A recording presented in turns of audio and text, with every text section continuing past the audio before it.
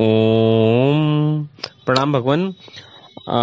बोध कथा का जो मैं पढ़ने जा रहा हूँ उसका शीर्षक है विज्ञान और अध्यात्म। भगवान, ये जो आइंस्टाइन थे, जो अपने समय के सर्वश्रेष्ठ वैज्ञानिकों में थे, उनका जब एक आध्यात्मिक व्यक्ति शिवपुरी बाबा उनका नाम था, उनके साथ जब संवाद हुआ, भारत के जो शिवपुरी बाबा थे, उनका जब अल्बर्ट आइंस्टाइन, अपने समय के जो महानतम वैज्ञानिकों में जिनका नाम है, उनका जो संवाद हुआ, तो जो आनंद आएगा भगवान इस बोध कथा में बहुत अद्भुत है। तो शिवपुरी बाबा एक बहुत ही प्यारे आदमी थे। थोड़े से आदमियों में हैं वो इस सदी के, जिनके भीतर परमात्मा का वास था, अर्थात वो परमात्मा के साथ एक हो चुके थे। वे कोई 35 साल तक सारी दुनिया में यात्रा करते रहे और चुपचाप एक अज्ञात आदमी की भांति। उन यात्राओं में वे दुनिया के बड़े से बड़े लोगों से मिले। अल्बर्ट आइंस्टाइन से भी उनका मिलना हुआ। अल्बर्ट आइंस्टाइन से उनकी जो बात हुई, उसमें शिवपुरी बाबा ने कहा, आप क्या सोचते हैं, 2 और 2 4 होते हैं? तो अल्बर्ट आइंस्टाइन ने कहा कि निश्चित 2 और 2 4 होते हैं, इसमें भी क्या पूछने की बात है। शिवपुरी बाबा ने कहा, लेकिन मेरा एक निवेदन है, 2 और 2 4 नहीं हो सकते, 1 और 1 2 नहीं हो सकते, क्योंकि यहां 2 चीजें एक जैसी हैं ही नहीं, जोड़ोगे कैसे? यहां 2 एक जैसे हैं ही नहीं।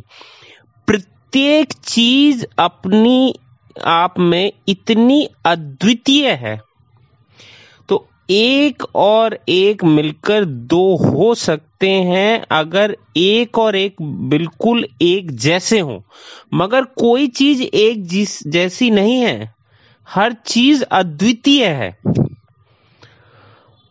और तुम कहते हो कि एक आदमी कमरे में है, एक और आदमी आ गया तो 2 आदमी हो गए, मगर ये 2 आदमी इतने भिन्न हैं, इनको दोनों को एक एक मानकर चलोगे, एक जैसा मानकर चलोगे, गणित में धोखा हो जाएगा।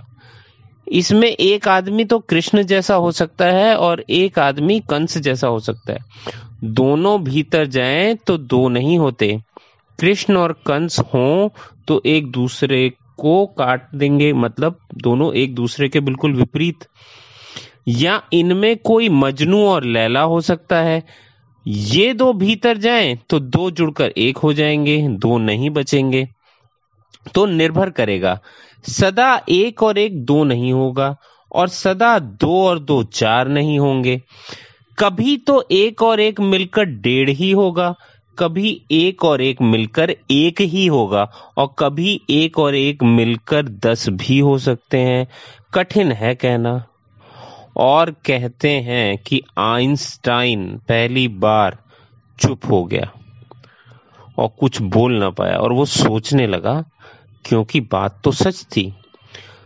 जिंदगी तो गणित से थोड़ी ज्यादा है, जिंदगी तो रहस्यपूर्ण है।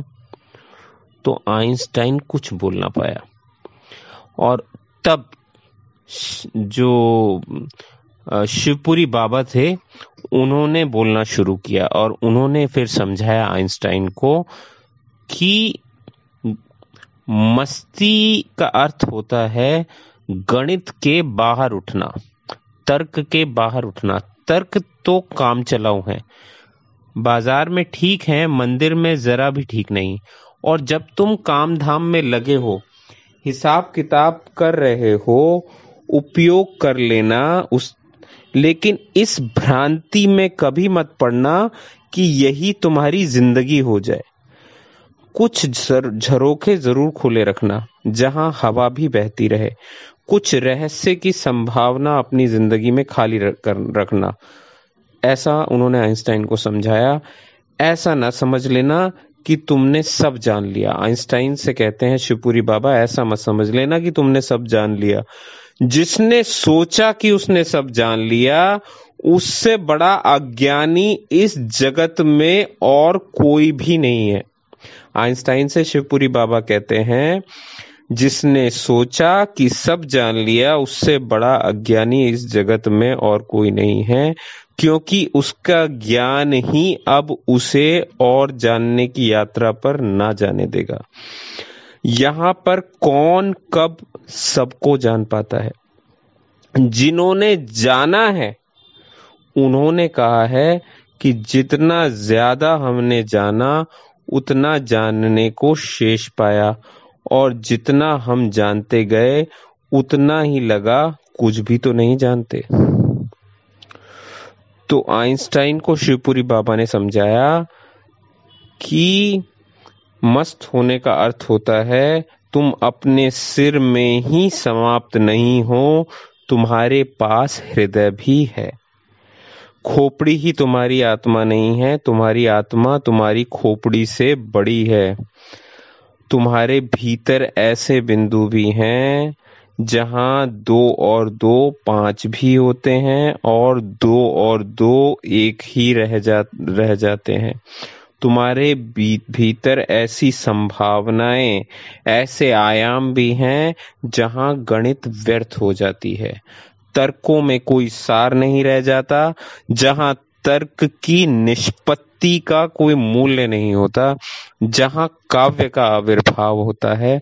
तुम्हारे भीतर ऐसे हृदय का स्रोत है जहां प्रेम जन्मता है, जहां काव्य जन्मता है, जहां गीत लगते हैं, जहां फूल खिलते हैं, जहां से रहस्य का जन्म होता है, जहां पर बोध होता है। बहुत ही अद्भुत भगवान शिवपुरी बाबा ने आइंस्टाइन से कहा कि तुम्हारे भीतर ऐसी संभावनाएं, ऐसा आयाम भी है जहां गणित व्यर्थ हो जाती है, तर्कों में कोई सार नहीं रह जाता, जहां तर्क की निष्पत्ति का कोई मूल्य नहीं होता, जहां काव्य का आविर्भाव होता है। तुम्हारे भीतर ऐसे हृदय का स्रोत है जहां प्रेम जन्मता है, काव्य जन्मता है, जहां गीत लगते हैं, जहां फूल खिलते हैं, जहां से रहस्य उमड़ता है, जहां पर बोध हो जाता है। आज इतना ही भगवान, धन्यवाद।